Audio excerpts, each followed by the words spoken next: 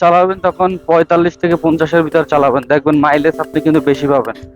আর যদি আপনি economy zone ছাড়া চালান তাহলে কিন্তু আপনার মাইলেজ কম দেবে, যার কারণে আপনি পেট্রোল বেশি খাবে, চালায় মজা নেয়। তো এটাও একটা কিন্তু টেকনিক, ইকোনমি জোন যদি ফলো না করেন তাহলে কিন্তু মাইলেজ আর কি কম দিবে। তো যত বেশি থ্রোটল দিবেন বা যত বেশি ব্রেক ধরবেন এর কারণে কিন্তু মাইলেজ কমে যাবে। আর চেষ্টা থাকবে যে ইকোনমি জোনে যে আপনি চালানোর ট্রাই করবেন। ইকোনমি জোন হলো যে আপনার 0 মাইলেজ থেকে একদম 45 কিলোমিটারের ভিতরে আপনি চালাবেন, তাহলে দেখুন আপনার মাইলেজ অনায়াসে বেশি পাবেন। আমরা অনেক সময় জোরে চালাই, ইচ্ছে মতো টানি, তো মনে করে যে মাইলেজ কমে গেল, কারণ কি তেল বেশি খায় বাইকে, মনে হয় আসলে এটা না। আপনি যদি ইকোনমি জোনের ভিতরে চালান দেখবেন যে প্রত্যেকটা বাইকের ইকোনমি জোন আছে, ওই জোনের ভিতরে চালাইলে দেখবেন যে বাইকে মাইলেজ ভালোই দেয়।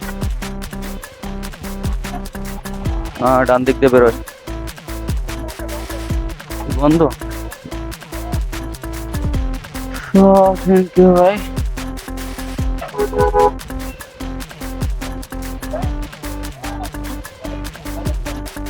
ভাই বলে দিল বন্ধ আছে, আসলেই বন্ধ। শুধু শুধু এদিক দিয়ে গেলে হয়তো প্রবলেম হয়।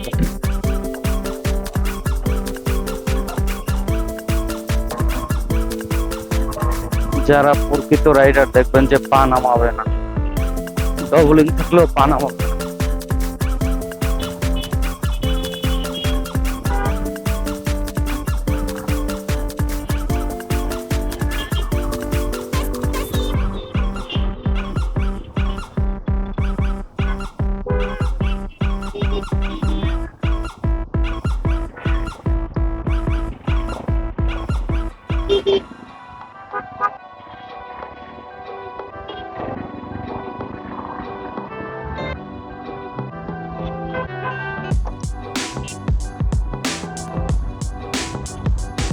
যখন আপনি ডানে বামে টার্ন নিবেন, অ্যাটলিস্ট আপনি লুকিং গ্লাসের বামে টার্ন নিলে বামে তাকাবেন, ডানে টার্ন নিলে ডানে তাকাবেন, না হলে কিন্তু গাড়ি এসে লাগাই দিতে পারে।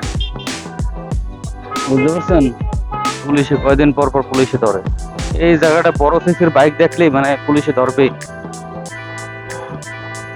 আর যদি দেয় যে একটা হেলমেট, তাহলে তো কথাই নেই, ধরবেই।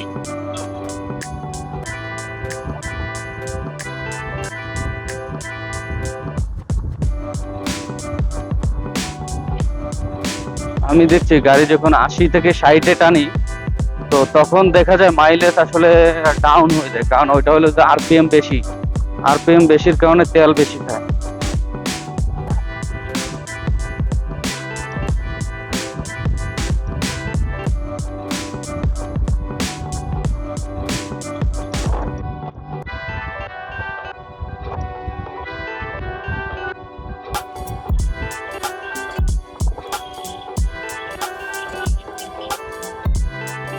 ঢাকা শহরের লো সেগমেন্টের বাইক বেশি, কারণ এর পিছনে হলে যে মাইলেজের জন্য মানুষ একটা গাড়ি কিনে শখের বসে, কিন্তু দেখা যাবে যদি মাইলেজ যদি ভালো না পাওয়া যায় তাহলে ওই গাড়িতেও কিনে লাভ নাই।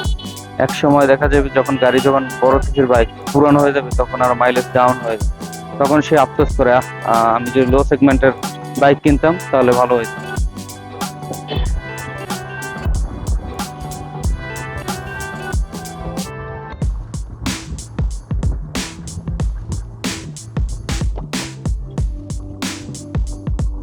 আমার এই হুন্ডা লিভো গাড়িটা কিনছিলাম 2022 সালে, আজকে 2025, 2026 হইতে আর বেশি দিন সময় নাই। তো আমার বাইকটা 2.5 বছর চালাইছি, বাইকটা এখন নতুন কন্ডিশন। বাইকটার যে আগের ক্লাস প্লেট ওটা না চেঞ্জ করলে হয়তো, কারণ আগের সে ক্লাস প্লেটটা আমি দেখছি অনেক ভালো ছিল। তো আমি 26 না জানি 30,000-এ ক্লাস প্লেট চেঞ্জ করছিলাম আর কি।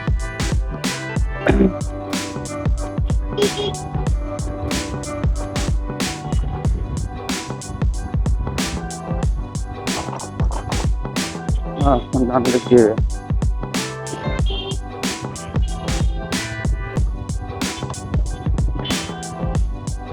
এই শালায় আবার আটকাই দিচ্ছে,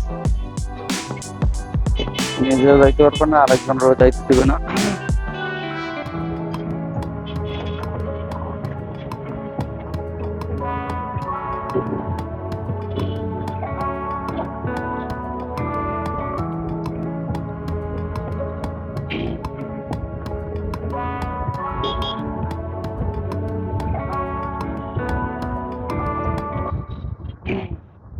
বেশি না, 45 গতি, এর বেশি টানবো না। এর বেশি গাড়ি টানলেই মাইলেজ ড্রপ খায়, এবং উচ্চ আরপিএম এ গাড়ি টানলে বাইকেরও ক্ষতি হয়। আমি এই গাড়িটা যখন লং রোডে চালাইছি তখন 60, 70, 80-তে চালাচ্ছি। তো একটানা চালানোর কারণে, যার কারণে আমার টাইমিং সেটটা হয়তো ঢিলা হয়ে গেছে। আর জোরে টানলে নিজের ভিতরে একটা ভয় থাকে, কোন সময় কি হয়ে যায়, কোন দিক দিয়ে কে চলে আসে। অন্তত ঢাকা শহরের ভিতরে 60-এর ভিতরে টানাই ভালো।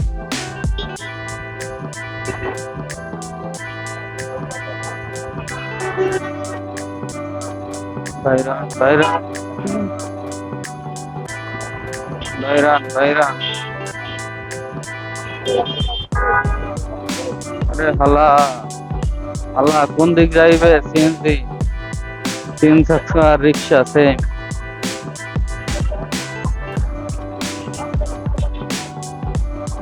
হালা যে কি করবে, যাত্রী নামাইবে না উঠাইবে ও নিজেও জানে না।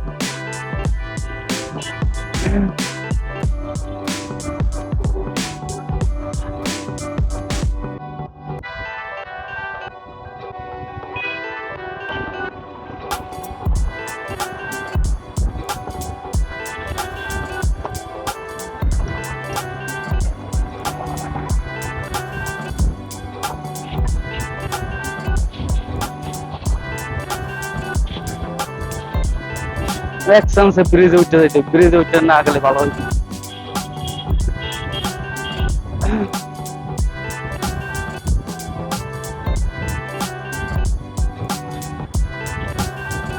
স্লোলি টানতে হবে, কারণ এই মহাখালী ব্রিজটাই হলো যে আপনার এই জ্যাম থাকে ব্রিজটা পর্যন্ত।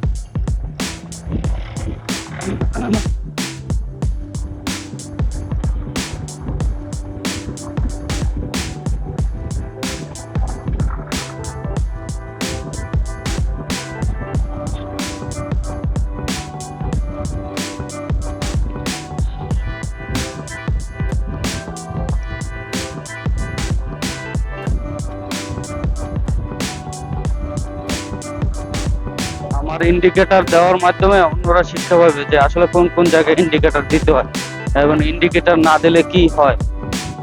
আর এই যে ফাঁকা রাস্তাটা, এখন যদি টান না দিয়ে যে ব্রিজ থেকে আপনার যে রাস্তা আছে, যে ব্রিজ থেকে যে বাসগুলো যায় যে বিআরটিএ, বিআরটিএ থেকে ঝামেলা বাঁধাইবে। এখন আমার উচিত জোরে টান দিয়ে যাওয়া, অলরেডি ঝামেলা বাঁধাই দিচ্ছে, ঠিক আছে, অলরেডি ঝামেলা বাঁধাই দিচ্ছে। এখন আমি যদি জোরে টান না দিয়ে যাই তাহলে মানে জ্যামে পড়বে একটা।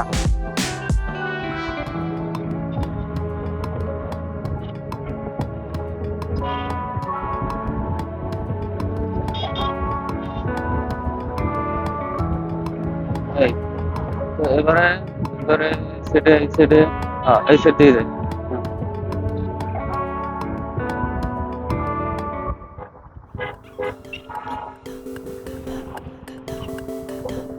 ঘোরো ঘোরো ঘোরো ঘোরো ঘোরো ঘোরো ঘোরো ঘোরো ঘোরো।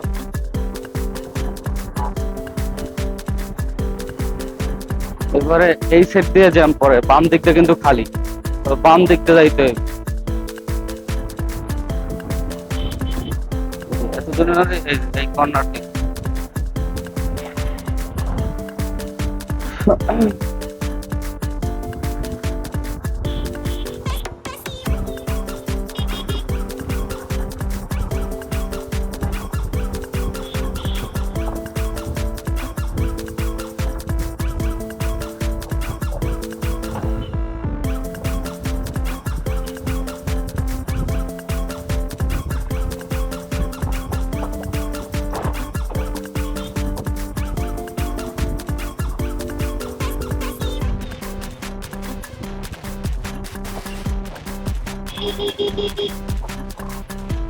যে আপনার বাংলাদেশের নাম্বার এবং টপ অন ফিলিং স্টেশন, এটা টাস্ট ফিলিং স্টেশন।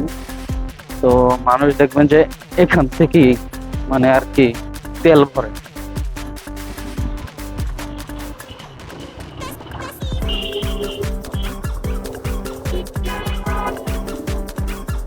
যাই হোক পেয়ে গেছি। যাই হোক অবশেষে মানে যেভাবে হোক কষ্ট মষ্ট করে আর কি চলে আসছে।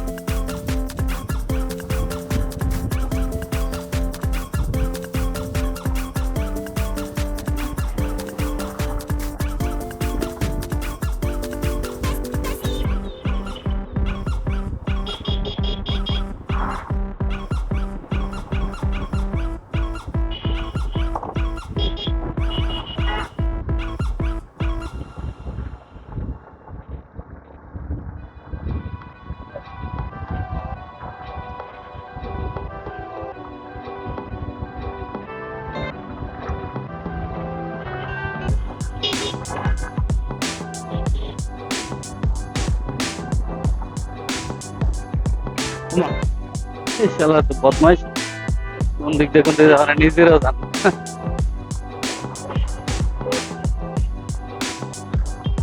অর্ধেক রাস্তা ই করে মানে যাত্রী উড়াইতে আসছে। কি একটা অবস্থা। অথচ এই রাস্তা ফাঁকা একদম।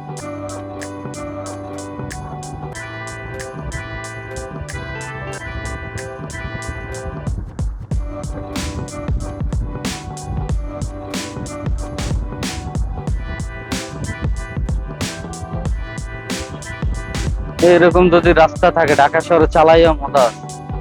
কি একদম ফাঁকা, কিছু কিছু মোড়ে মোড়ে জ্যাম থাকবে এবং এগুলো বাসের জন্য বা ড্রাইভারদের ভুলের কারণে এই জ্যাম গুলো হয়।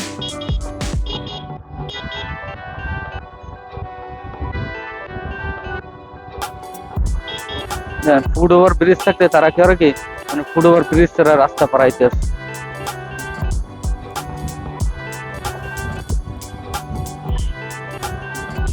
আরেকজনে ঢুকাই দিচ্ছে, ওই ঢুকাই দিচ্ছে।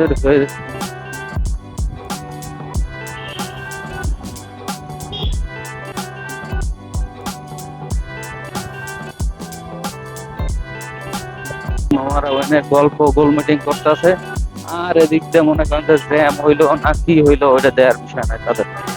তারা এরকম গোল মিটিং করে প্রতিনিয়ত।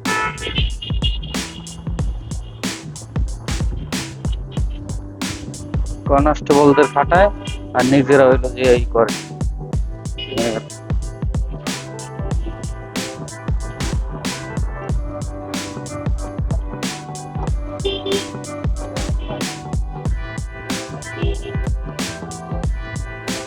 আমি জানি যে এই রাস্তায় কোন দিক দিয়ে জ্যাম থাকতে পারে না থাকতে পারে, কারণ রেগুলার যাওয়া আসা হয় তো, এই কারণে।